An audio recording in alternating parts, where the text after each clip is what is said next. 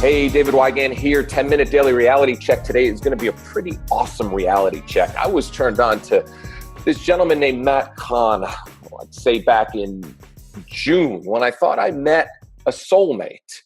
And my mother was this huge soulmate person. My mother really, Matt destroyed me my whole life. You know, my mother was this angry, upset person. My brother passed away when I was 3 years old. He was 10 months old. My mother never loved my dad. So my entire life, she would look at me and go, well, I'm sorry, Kim doesn't like you. She's not your soulmate. And I was like, Mom, I'm in fifth grade. I gave her my wacky packages. I don't care about soulmate stuff. So I was always search for signs and soulmates. And I kind of, as I got into the field of dating and relationships and love, I started not believing it. I started believing more in a soul connection. And everybody shows up to deliver a beautiful, loving message. You know, you have to embrace the message, and their battle is not your battle, and your journey is not their journey. And you're getting together with them because they're getting together with you. And I started, and I'll share this with you, and I've shared this with my audience many times. I went on a narcissist kick, which I never did. And I'd say 3 out of the last 4 women that I've been with have been narcissists. Now, my dad was one and my grandmother was one. I never paid attention to it because I've always been a loving, giving individual. Let me please you, because that's what Mom taught me. You know, Mom was depressed. Let me please you. So I know my stuff really well. But this narcissist thing has just been, it's been rough. Mm-hmm. The lessons are really, they're really rough because I know I'm a communicator. I can communicate with walls. I can get walls to admit that they want to be loved and hugged. And when I'm battling a narcissist, I realize that I've had to surrender more than actually communicate. And that's been hard for me because I've been able to communicate my way out of anything my entire life.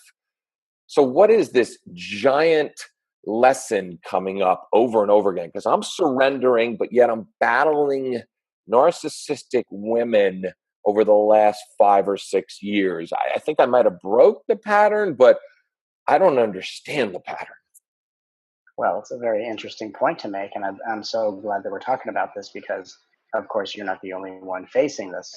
What's interesting about this tendency or pattern of attracting narcissists, whether you're an energetically sensitive woman, a woman attracting a narcissistic man, a man attracting narcissistic women, or, any variety of that.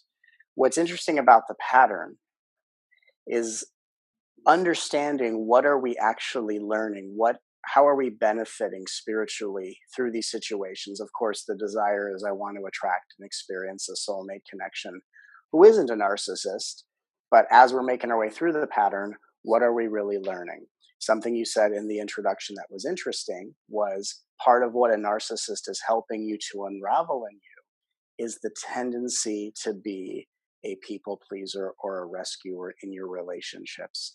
And that what we actually learn to do and develop as a skill set is we can enhance our ability to communicate by leading with the value of listening, where a lot of times as people pleasers and rescuers, we are very good communicators and we are very generous sharers.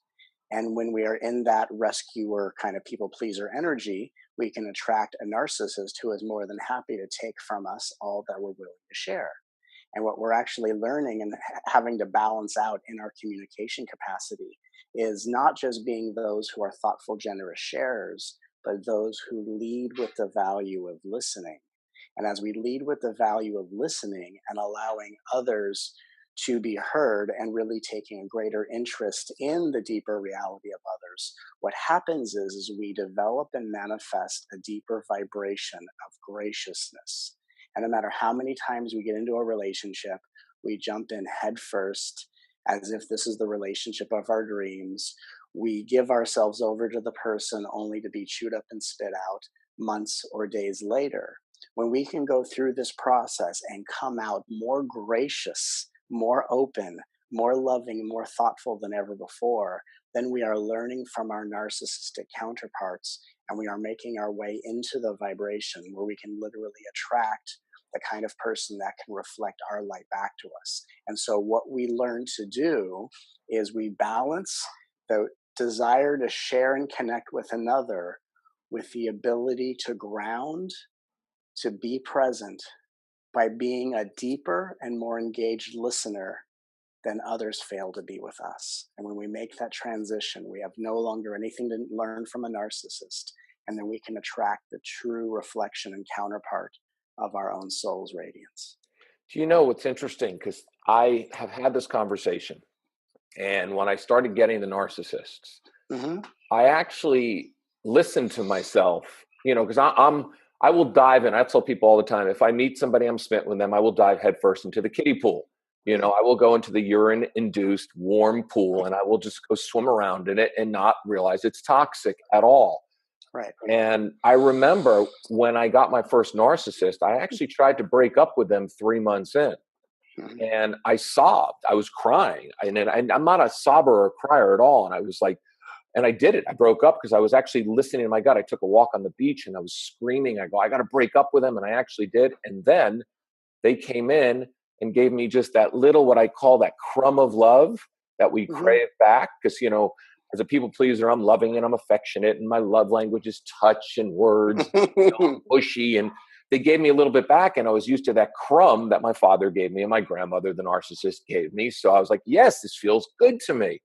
And I finally, when I ended that relationship, I continued to be a people pleaser to them, though I ended the relationship, a couple of years later. And then, of course, I didn't learn my lesson. So the universe gave me the next one, a woman that sucked my energy dry. And I went in head first. And it took me 5 months to realize I was a narcissist. And then I met another one, and it took only 3 months. But it's so true. It's because if I really, and I tell people this all the time, I write down everything.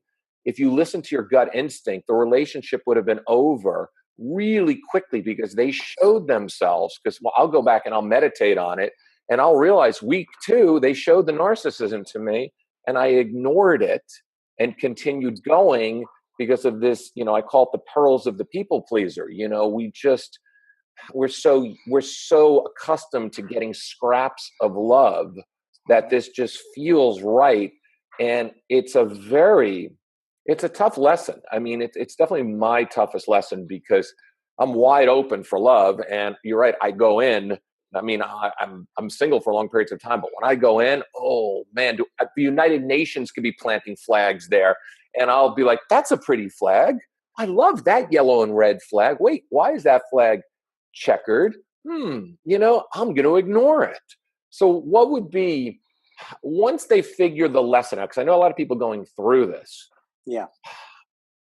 Besides taking the deepest breath in the entire world and being kind to yourself and realizing that you needed the lessons and not beating yourself up and everything else, how do they set themselves free to find the love that they absolutely deserve and desire? I know you mentioned it a little bit, but sometimes people don't want to listen the first time around, especially if they're with narcissists. So I know you got one more point in that.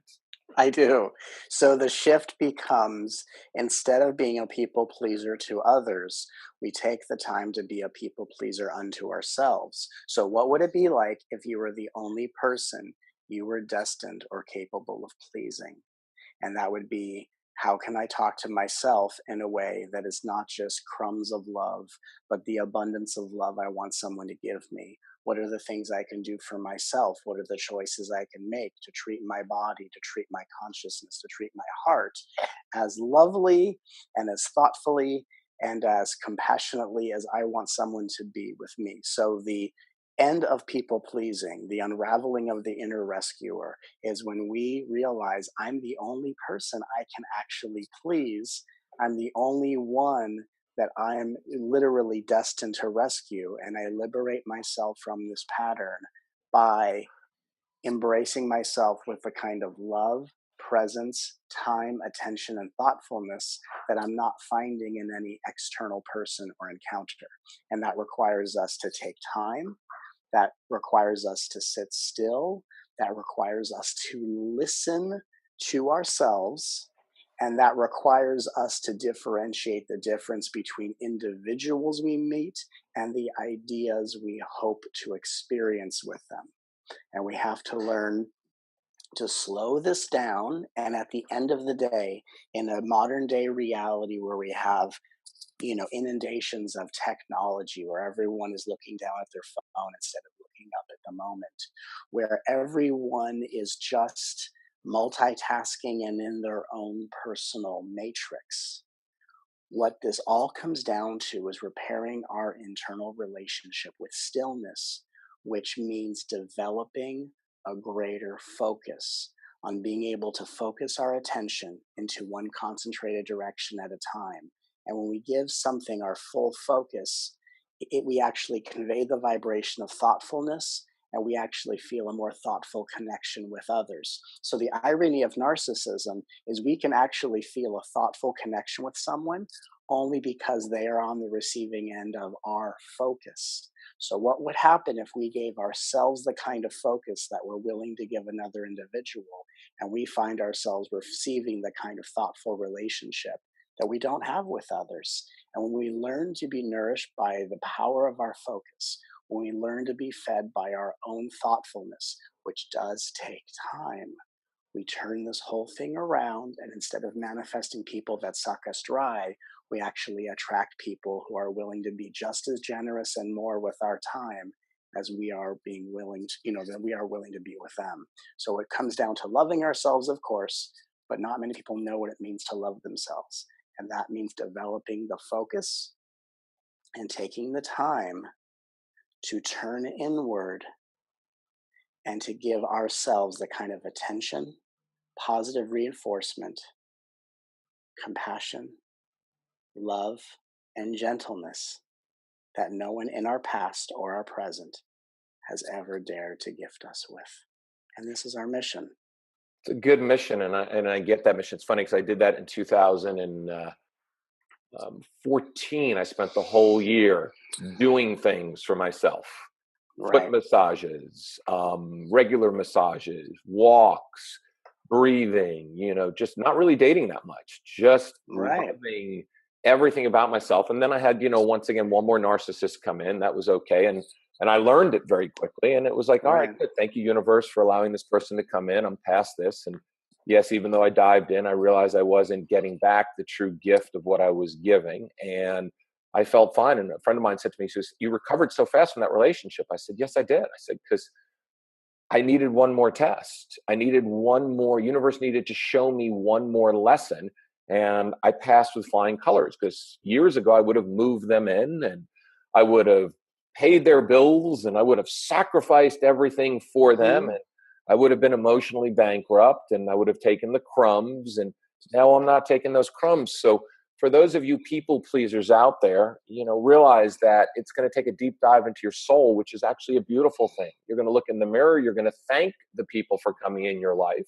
Mm-hmm. If you still have them in your life and have to share a child with them, you're going to have to find ways to thank them on a daily basis, and a reminder. Yes, now I remember I'm never going to date anybody like you again.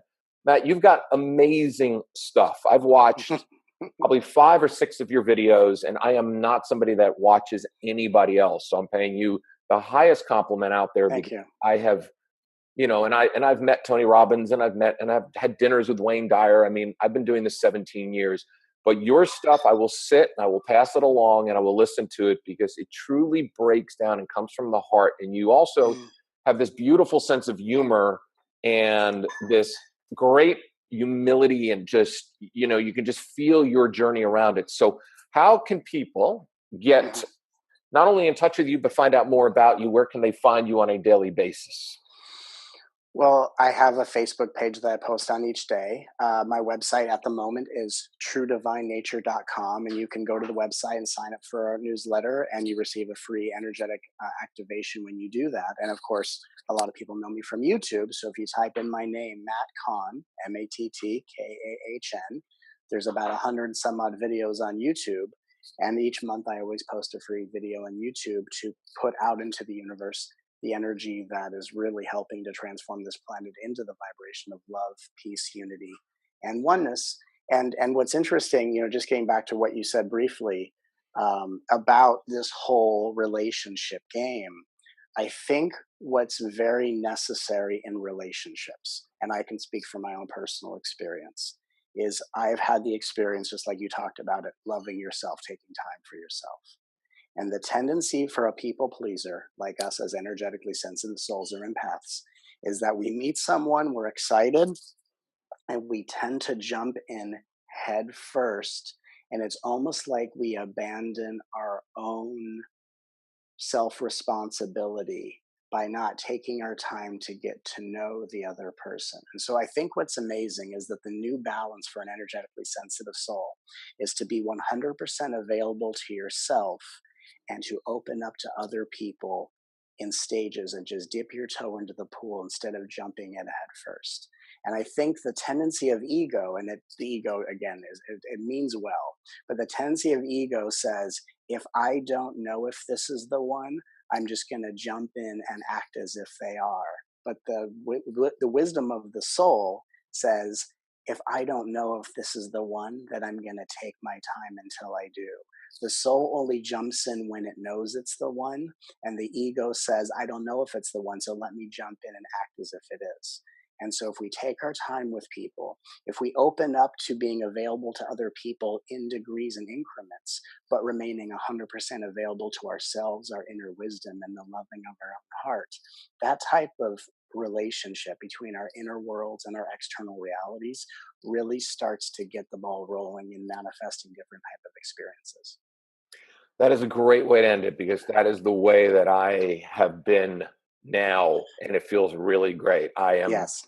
I will take a toe, I'll stick my toe in, I'll enjoy the afternoon, the evening, 2 days with somebody, and I'll take my toe and put it back out and just allow them to come to me and allow them to show me who they are, because I don't need to prove, my ego doesn't need to claim, because that was also when I first started in this business, I was teaching men how to be authentic and vulnerable and raw and how to conquer a woman, so Sure. that was my journey in my 20s, conquering women on the streets of New York City. So let me show you who I am. Let me win you over. Ego. I was all ego. Now, as I age, my ego doesn't care anymore. My ego is actually exhausted. If I go into ego mode, yesterday on the couch, I couldn't move because my ego was just kind of kicking in. So I watched football all day and literally realized, well, I'm burnt out today, and I'm just going to nourish myself and allow so I can enjoy my life again. Anyway, you've been amazing, and I know this is